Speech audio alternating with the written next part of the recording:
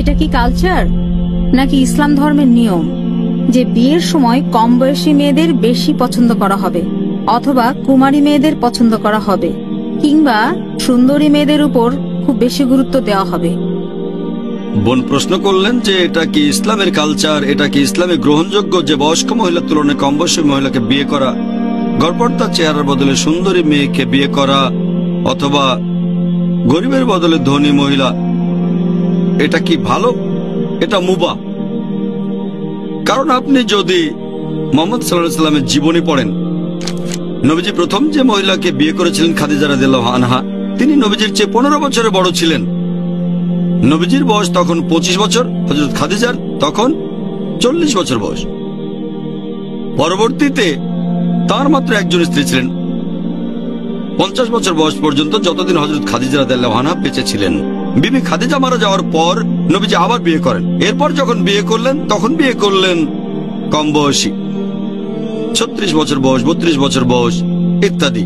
তবে এখানে যদি বয়সের কথা বলেন, দৃষ্টান্ত দেখতেই পাচ্ছেন প্রথম স্ত্রী 15 বছরের বড়, পরের স্ত্রীর বয়স কম।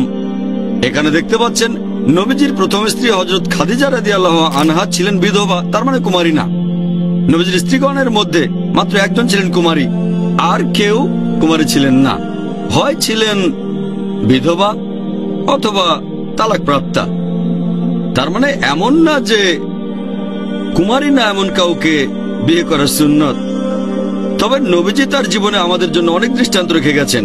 ধনী খাদিজা রাদিয়াল্লাহু আনহা অনেক ধনী ছিলেন, অন্যান্য যাদের বিয়ে করেছিলেন তাদের অনেকেই গরিব ছিলেন।